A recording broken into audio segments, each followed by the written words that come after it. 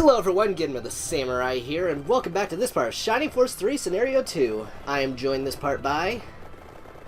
GoldenTalesGeek, folks. Yeah, I'm back again on the good old Genma's channel here. He kind of asked me to co-commentate on this episode as a last-minute assignment, as it were, and I said, yeah, sure, why not, even though I haven't been really keeping up with this scenario as much as I'd like due to work. Okay, so, really quick, I should say something before we continue. So this is actually post-commentated, guys? Yeah. So, for some reason... Tell the story, sir. Yeah, for some reason Audacity did not record my microphone, so that sucked. But either way, not a whole lot of plot happened early on, so... yeah, but I think before we go too far into this, I think we should also take a little bit to talk about something that happened. GoldenTalesGeek over here, he is a huge Golden Sun fan, just like myself, so I figured he'd like to join me. But yeah, I mean, they don't call me GoldenTalesGeek for nothing. Although, interesting bit of trivia that you might not know about me, folks. Originally, my username on the internet for a while was Golden Sun Geek because I loved Golden Sun. Then my best friend introduced me to Tales of Symphonia, and the rest is history. Yeah. But anyway, so. I brought that up partly as a lead-in to talk about something unfortunate that happened that is relevant for both Golden Sun fans and Shining fans. An artist that was primarily a huge contributor to the Shining series, Hiroshi Kageyama, unfortunately passed away not long ago. Rest in peace. I believe... Requiescatum pace. Yeah, I believe most of his contributions to Golden Sun was as a monster designer, but it is nonetheless a tragic thing that has happened, and I definitely have to give respect to the guy who helped, you know, be a part of my childhood, and as well as yours as well. I'm probably not so much childhood for you, but... Well, the first Golden Sun came out my freshman year of high school, but it basically made my high school years magical. So yeah, I'm old. I guess here's an interesting question for you. Yes. So, what do you think of this game? Because I know I've said it looks pretty intriguing. I mean, I tried to keep up with Scenario 1 when you were putting it up, and it's pretty political, actually. I was kind of floored by that, actually, how political it was, you know, and in fact the style of this actually kind of reminds me of Dark Dawn to some degree, actually. Yeah.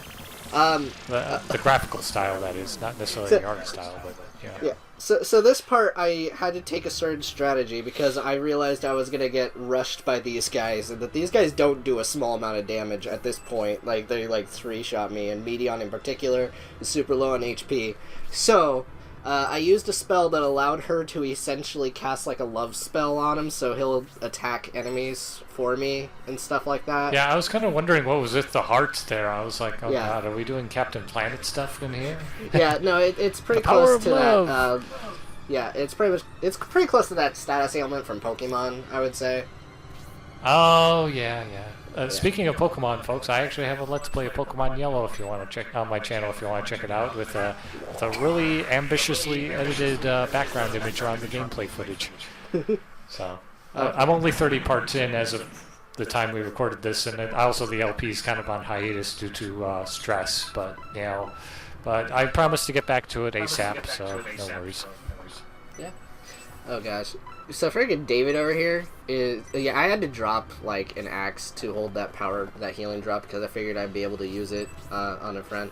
I also was of the impression... So a bunch of people were commenting saying that I should go and grind, because Chapter 4 was horrible. So, the thing is with this game... Let me guess, you didn't do that?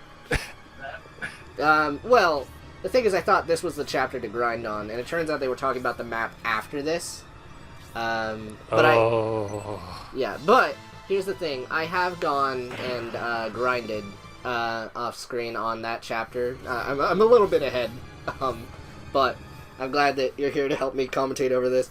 No problem. Yeah, part of the reason I brought him on is just because these parts are so long, and that I think I'd have trouble finding interesting things to say without actually being involved in like what I was thinking, you know. So yeah, especially with some of the strategies. Yeah, tactical RPGs can be a real pain in the rear, really. So I mean, that's I mean, I've never the only one that tactical RPG I've had on my channel was when I did a first impressions video of this game called Skulls of the Shogun, which is a really weird kind of tactical RPG you can get on Steam and Xbox Live Arcade or something like that. Also, one of my friends had given it to me for my birthday, and it's just so weird. Also, before anyway, anyone says anything, yes, I do end up eventually, maybe off screen, using that bread, so don't worry about it. Yeah, don't add him, folks. Don't add him. Genma, why don't you... It's alright, I love you guys. Thank you guys for giving me all that advice. Yeah. But always good when players give you advice. Times when I have this one guy who commentated on my Pokemon Yellow's videos pretty frequently, and kind of reminded me of stuff that I hadn't considered. And there have been times when I found hidden items, and he's like, "Hey, I didn't know that was there. That's kind of cool." This is worth bringing up. So you may have noticed I was looking at Bernard's stuff and realized I didn't have any weapons. So actually, just to let you know what's going on, Tails, most of you guys who are watching know what's going on. All of my guys got captured in the previous part. So essentially this map is a prison break. Yeah, I kind of had a feeling that was the case, considering that you have to open up jail cells to make sure your party members come out or something like so that. Medion is the one with I kind of put two and two together, but I appreciate you giving me the context all the same. Yeah, so Medion is the one with the key, so I have to use him to actually open up all of the cells and stuff. So the Centaur is the one releasing everyone. Yeah. Gotcha. Yeah. But here's the thing that also complicates it. Not only are they in cells, but they also don't have all of their equipment, which makes sense. So all of their equipment is on that like table that I just moved Bernard to. So they have to kind of stand in front of it and get their equipment back. So that's also something to factor in. You can't, like, I think some of them have some utility because of magic, but aside from that, you gotta factor that in. That actually kind of reminds me of the prison break kind of scenario in Chrono Trigger, actually. Oh yeah, that. I've actually been gradually working my way through the Steam version of that game, and I'm actually looking forward to going through that part again because that's one of my favorite parts. What Steam version? Even if it what? What Steam version? It's getting better. Come on now. I'm sorry, man. You messed up a classic right away. Hey. You're a little salty. I get it. I'm a little more forgiving, but then again, I admit I'm less forgiving of certain ports, like this is where this gets hairy. Like, this is where this gets hairy. As I said on Twitter, you know, there's a rare case where I prefer the original over the remake, and that's Diddy Kong Racing. Please because tell they me did a DS version of it, and you actually tweeted at me saying there was a DS version. Right. And I was actually halfway tempted to just simply reply back with exactly. But I decided to explain to you that, yeah, there was a DS version and it sucked. At least in my mind. Oh. Yeah, so I'm just gonna save scum this bit. That's what I was doing there. Just be like, okay, let's see if this works out or not. Like, nothing wrong with a little save scumming. Yeah. Dang. I mean, I relied on save scumming quite frequently in my original Let's Play of Wario Land 2 when it came to getting the treasures for 100% completion, so... Yeah. This is the most insane thing to me. Like, I'm sure a lot of this is the items I have equipped on her, but, like, her defense is still way too high even for that. So Syntestis over there with the green hair has ludicrously high defense, and I have no idea why. Like... I have no idea either. She has the best defense out of my entire team. I do not understand why.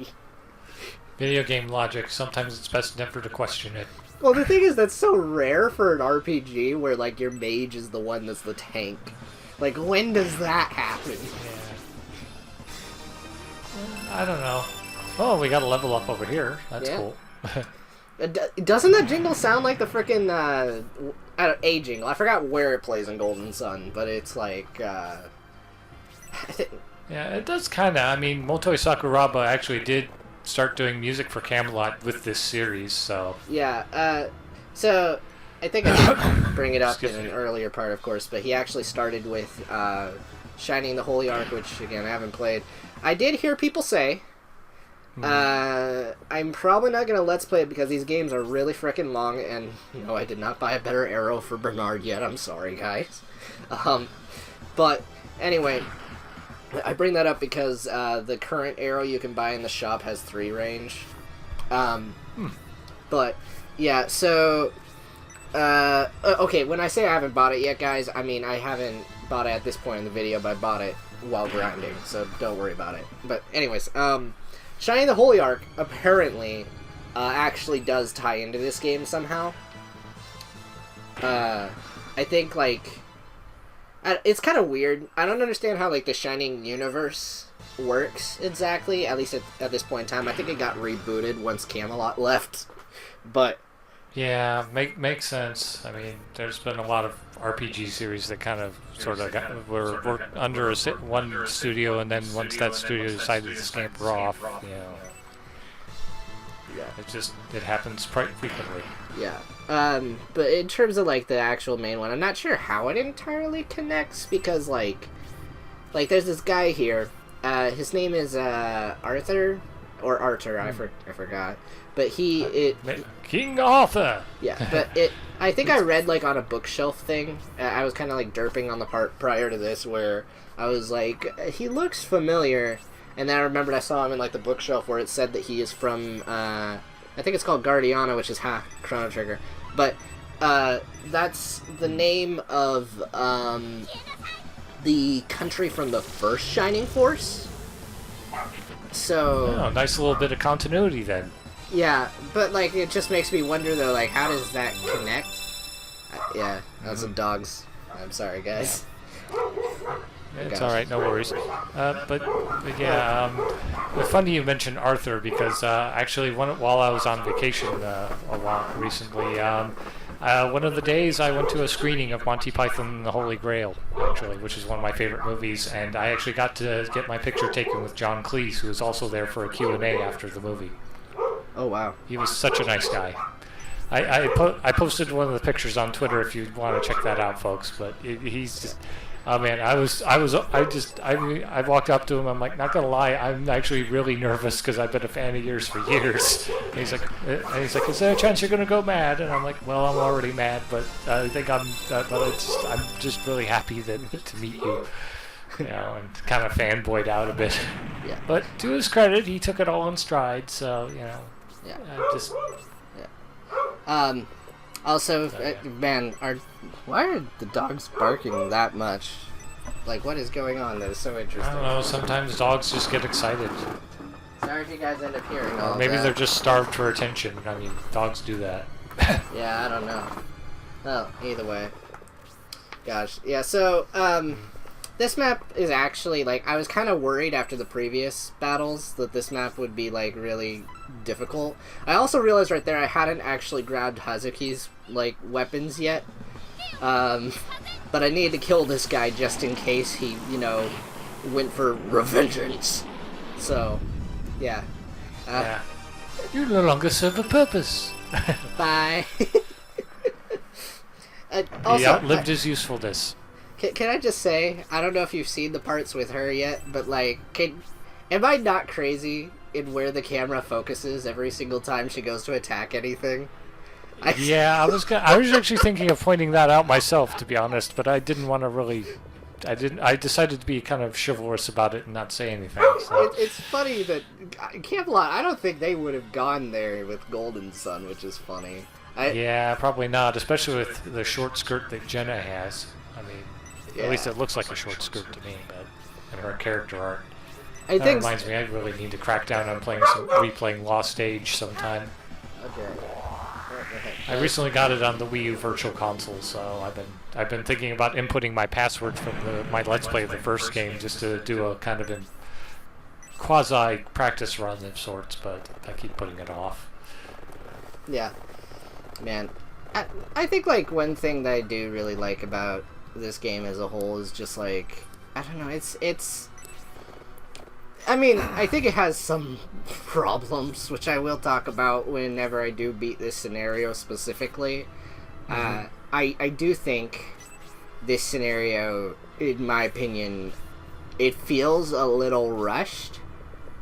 Because I feel that, like, the quality of a lot of these maps really are kind of all over the place. Some of them have some really cool ideas, but it feels like they probably didn't have a whole lot of time to think about how to execute them, I guess is the thing. Like, yeah, that was when I realized. Possible. That's when I realized, by the way, friggin' barrels and these things. So, oh yeah, no, we have hidden items. How do we keep the player from? Okay, let's just hide behind barrels that you can't move outside of battle for some reason. Yeah, that sounds really bizarre. Yeah, but okay. So, but I don't know. So like this map though, I think is actually one of the better ones. But like chapter 4 though was just, it. This freaking scenario had a difficulty spike like crazy. Like it went from. Yeah, I heard. I remember reading something about that actually. So. Yeah. Okay, so I think I've now freed our healer. Yay! Good. Always good to have a healer on standby in case things go pear-shaped. How would you feel if Camelot went and made like a frickin' Golden Sun Tactics and made like literally Shining Force? I mean, I'd give it a try. I mean, I don't play a lot of tactical RPGs. I mean, the only two series I've really played with regularity are the Nintendo Wars series and Fire Emblem, but but I mean, I'd give it a try for curiosity's sake, you know, if it was good enough, you know. Yeah. I mean, like, I think that I don't know. Gosh, they're really barking again. Why? Is they like? Well. I don't presume to understand how animals' minds work. I mean, when I was visiting my friend last week on my vacation, you know, her bird kept flying onto my shoulder quite frequently, and at one point she actually, the bird decided it'd be funny to poo a little bit on my shoulder, and I'm like, yeah, you just messed up one of my favorite shirts. Thank you for that. Yeah. Yeah, maybe luckily she has a washing like, machine, so it washed out, but still, I was just like, seriously? Yeah, that's fun when that happens. But yeah, I think I mean, it's like, but yeah. I think a cat It's just a parrot, walked into the yard or something. That's what I'm thinking. Yeah, anything's possible. I mean, we sometimes get stray cats around my neighborhood too, or heck, sometimes when I'm pulling in the driveway from getting home from work, I'll see if it's late at night, I'll see rabbits hopping away in my neighbor's yard, and I'm just like, oh wow, rabbits. This map, one thing that I did like is that they had these boxes here as kind of like a fun little choke point. Like if I were to compliment the map design right now, I think that it's a creative way to put something like that here. So you can actually like bales of hay almost. As with these graphics, hang on a little bit.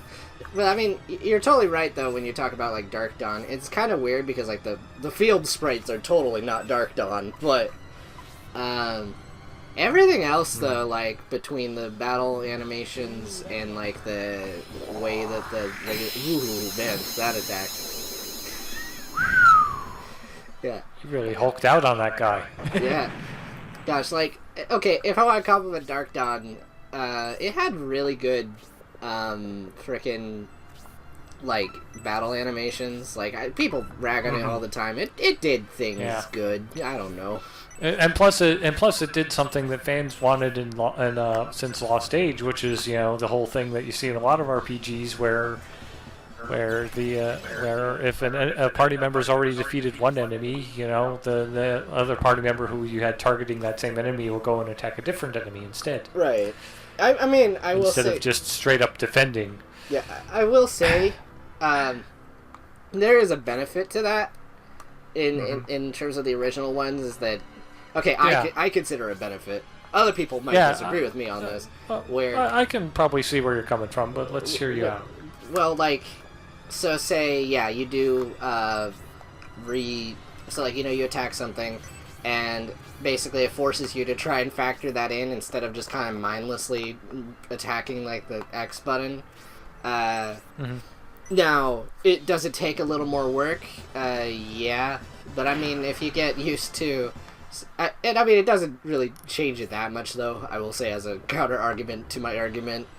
In terms of, like, if you get used to your characters, you can figure out, like, oh, this character hits harder than the other ones, so maybe if I even it out between the heavy hitters and the regular ones, I'll kill them faster or something. Yeah, that's kind of what I usually do in the Golden Sun games anyway, is, like, the original 2 anyway, is, like, balance out who hits what.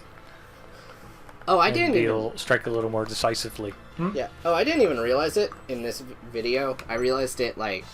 in between parts, but Arthur, for some bizarre reason, he knows how to use spells, and I did not know that.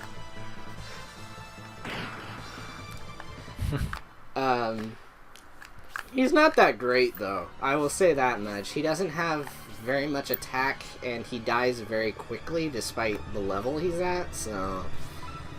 Well, that's good. So, let's see about doing that.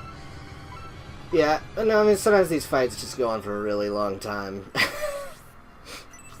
Yeah, nothing. Well, that's tactical RPGs in a nutshell, so... Yeah. I do think I would have liked if this game had more, I'm gonna say, downtime moments. Where... Because I feel that this game... and, like, for Scenario 1, I think it made a lot of sense, but for this one, I feel I would have liked for them to go a little bit of a different direction with some of this stuff. Like, not get rid of the tactical battles, but I feel having a lot more instances where the characters could just kind of sit down and talk, because, like, like the first scenario, everyone is, like, on the run, and so it just makes sense. You just gotta fight till you get to safety and all that kind of stuff. And I guess stands to reason. Yeah, and the downtime, I guess, makes sense for, like, the towns and stuff as well. And that's here, too. But I feel like having an actual moment where, like, some of the having more moments where the characters just sit and talk. Which I guess that's the base moments. This is still, like, a little more low-key than Scenario 1. Some of the world building, when you get into the new stuff, is interesting. But, yeah, I don't know. I would have liked to see more exploration, too. Like, because that was a big thing with Shiny Force 2. Even though I think that this game is absolutely superior to Shiny Force 2.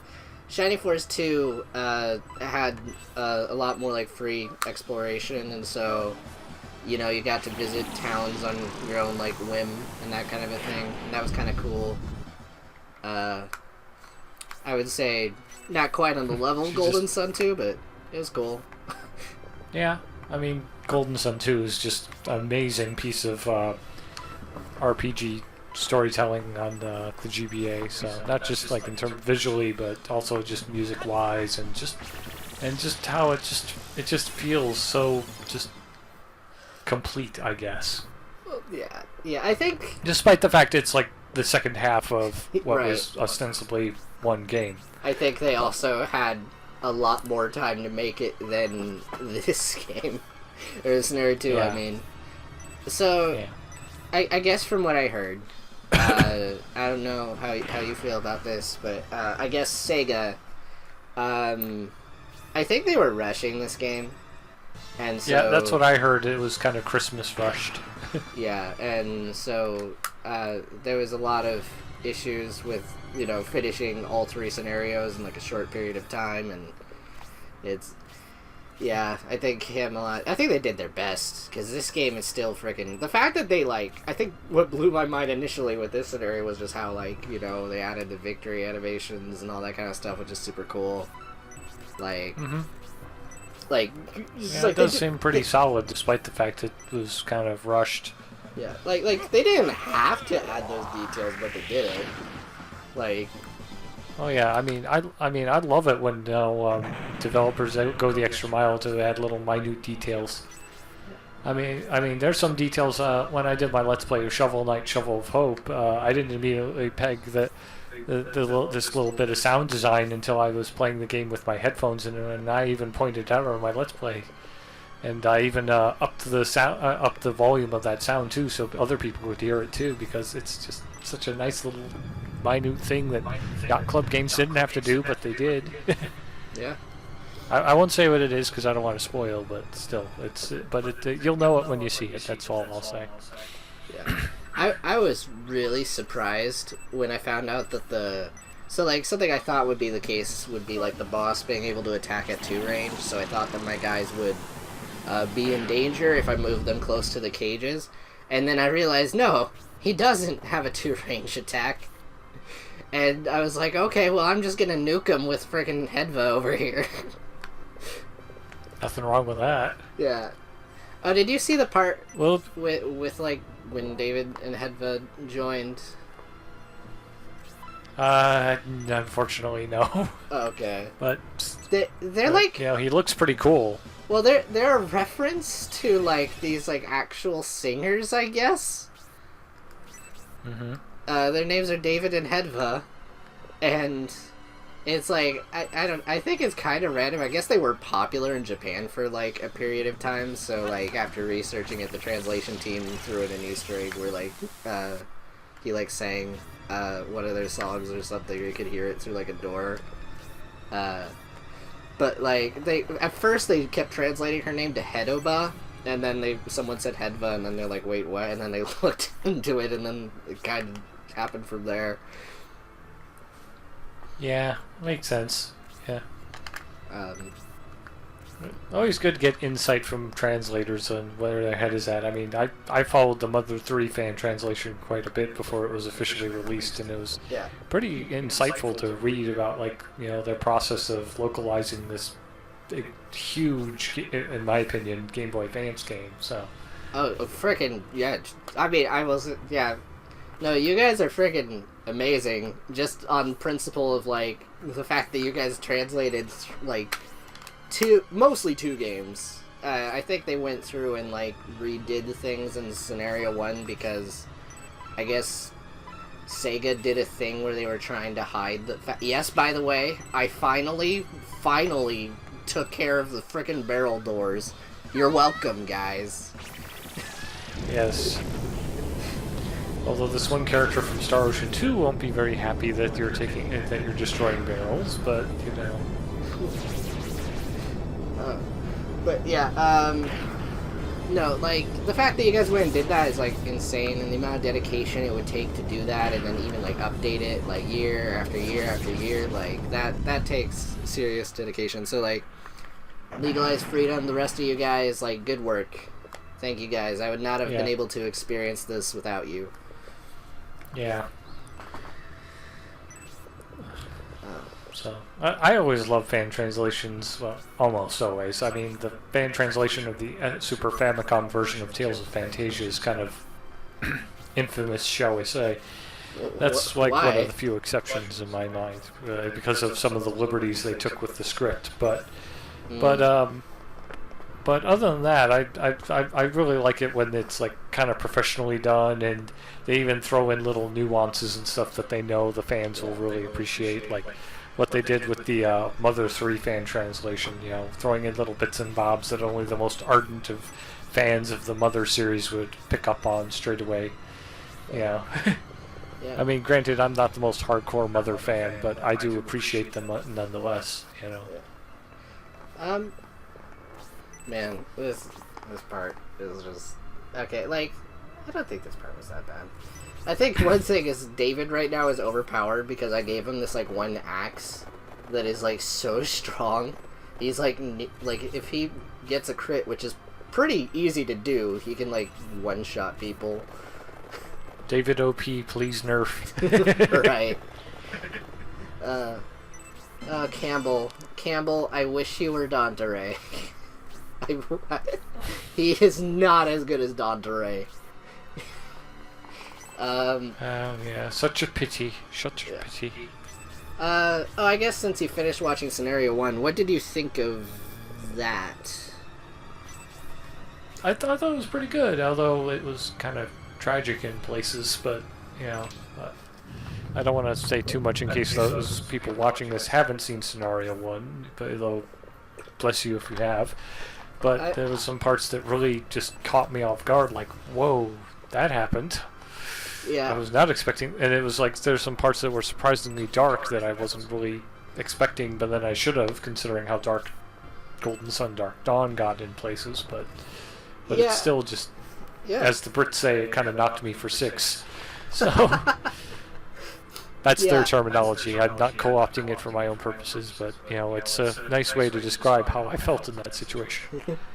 Yeah, I mean, like, I really like, at least, again, still generally speaking, for the novelty, you know, how different this is from Golden Sun in that aspect, like and it does give me a little more of an understanding, and like, I had a conversation with people about what I think now is a little bit of their mindset behind Dark Dawn, in a way, as I feel like they wanted to go back to more of the kind of stuff they were creating with, like, this series, but I feel at the same time, I can get with that. I think I do see also where, like, that might have led to some thematic conflicts, and why I think that might have led, like, I still think it's cool, and I liked that, in hindsight, I can realize, like, the animal people's designs was, like, a gigantic throwback to this, because it was just one-to-one how they look in this series. Yeah, I noticed that too when you started doing Scenario 1. I was like, oh boy, those look familiar. Yeah. So no, that's just really cool, and I don't know. This game just made me happy. And like, I think that I am getting a little bit of fatigue at this point because this game is so long. It is reminding me. It is reminding me of Fire Emblem Radiant Dawn a little bit, where like that game had fights that went on for like a really long time, and like it's cool and challenging, don't get me wrong. On a gameplay level, it's a lot of content, but there does reach a point if you decide to binge a game like that where you feel just exhausted. Like, oh wow, yeah, look at that. Freaking counters. In fact, one of the videos I've recorded of Pokemon Yellow since I put it on hiatus is like basically a whole ton of battles across this one route, and I'm just like, I wouldn't blame people if you wanted to skip this one because there's a lot of fights.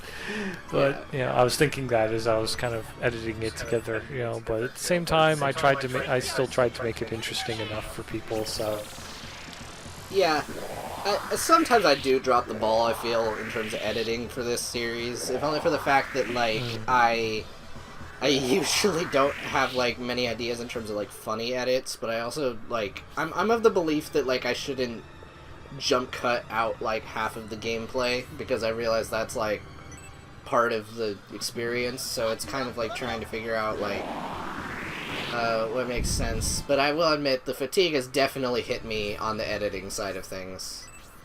Okay, it looks like I'm finishing up. Yeah. Looks like it. Boom! Boomerang! Level 8! Yes! Alright, well that's the end of the fight. My elite gods! Defeated and shamed by the Median army! If you want to voice anyone, you can take dibs. Just jump in before me. Cause okay. I'm not really in the mood for voicing right now, but I'll let you give it a go. You handled that pretty well.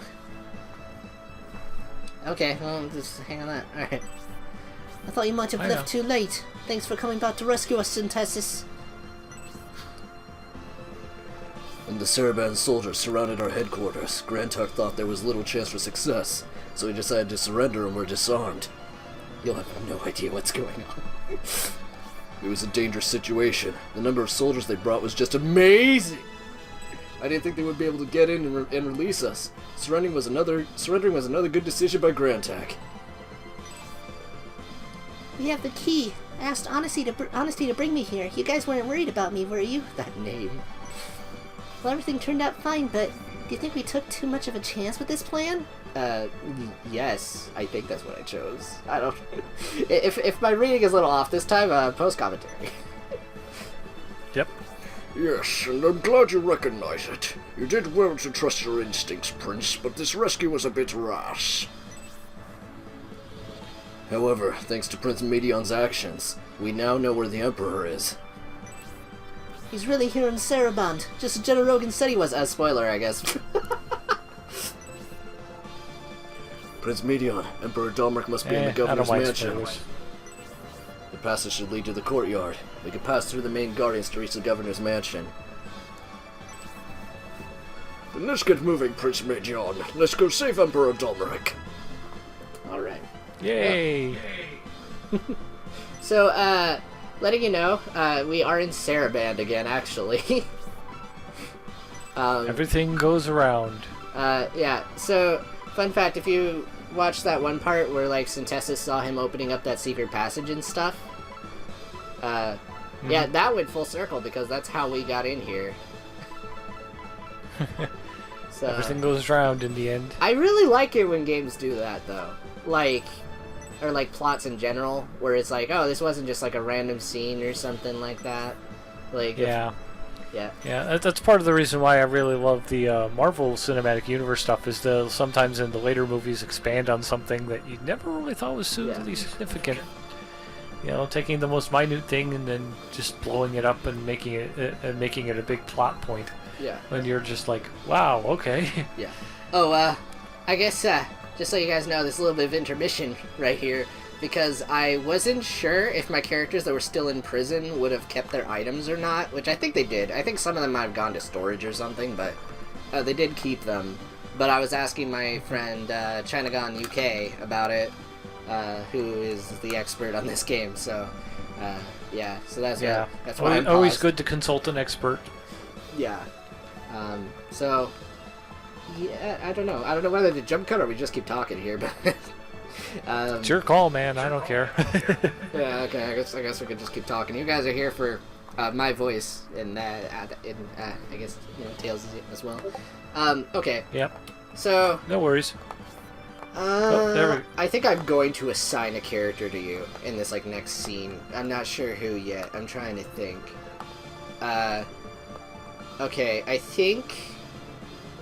do you mind voicing, like, a villain, obviously villain character? Not at all.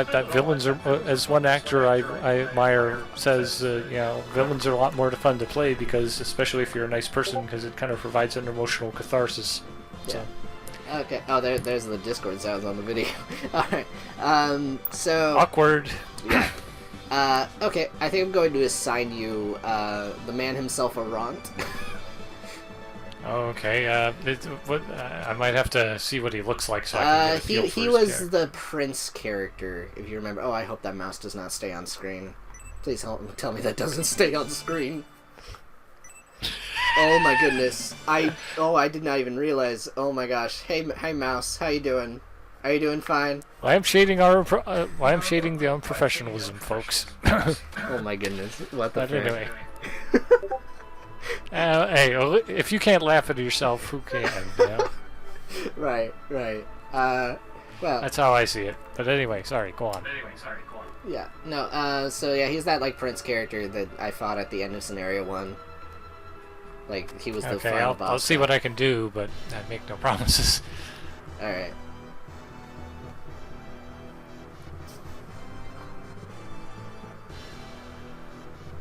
Arant, you are such a fool to have sold your soul to those heretics. As always, you are too stubborn, my dear father. If Majoron were to succeed you as emperor, Dystonia would be doomed. And you think you could do better? You've betrayed me, joined those heretic monks, and compromised the Empire. You're a wicked man to have organized your own father's abduction. Don't be so hard on him, Domric. He's done an excellent job of managing this complicated plan. Oh boy. You should be very proud of him.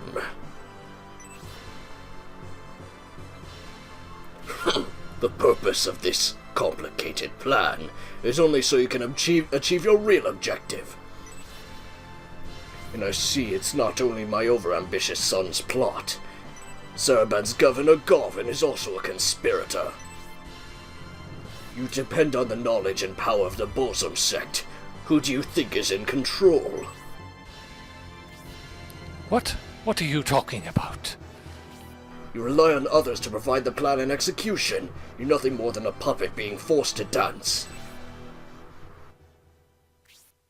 I'm a puppet, you say? You don't think my will is strong enough? My authority weak? You don't think I have the power to rule the Empire, so you won't allow me to inherit Estonia. Yet you intend to appoint me as your successor. That's why you provided Federate, your most trusted general, as my strategist, right? Certainly. I appointed him to teach you the skills an Emperor needs. However, it seems that was a failure on my end.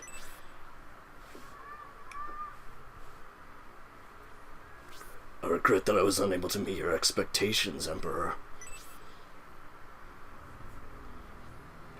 Parents and children share the same blood. Prince Aron chose this path specifically because your blood flows in his veins. You became Emperor as the fourth prince. You haven't forgotten, have you? Prince Aron has a similar ambition.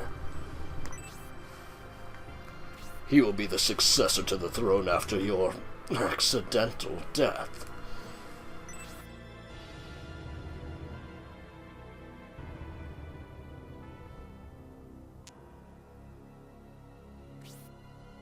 One of your sons will succeed you, Majoran, myself, or Medion. I can become Emperor with only 2 deaths. And if you were to die, only one person with the rights to the throne would remain in my way. Oh man. That escalated quickly, didn't it? Yeah. With our strength, we will make Saraban tremble. Now that the Median army has been reunited, we can confront Governor Garvin. Now that we know this is where they've taken Emperor Domeric, we should be able to halt their plan. This is a crucial battle. If we succeed, we will be able to rescue the Emperor. I'm sure you will lead us to victory, Prince Medion. Alright. And with that, I am ending off around here at some point. So, yeah. Thank you guys for tuning into this part of Shining Force 3 Scenario 2. Hopefully you guys enjoyed, despite this being post-commentary and not my initial reactions to that bit of dialogue. I'm sorry, but it's okay. You'll have my reactions for the next part. Yep. So Sounds like a plan. yeah, so how did you like this, TalesGeek? It was intriguing. I liked it. It is pretty fascinating to see how this all piles up a little bit and plays out. And out And of context. also, this is a bit of a shameless plug, but feel like I said earlier, particularly to check out my Let's Play of Pokemon Yellow, even though I'm in the middle of just, of a hiatus regarding that. But still, I'd love more feedback on that, especially with how I've edited it. So. And yeah, check him out. And he also, if you guys are Golden Sun fans, he also did a Let's Play of Golden Sun. Check that out. Yeah, that was my 10th LP, and it was also my first LP using this headset I'm using to record right now, so I feel very proud of that. Yeah, so that'll be in the end slate and stuff in a second.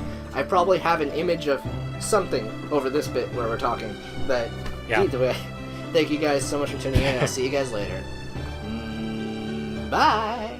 Keep on gaming, folks.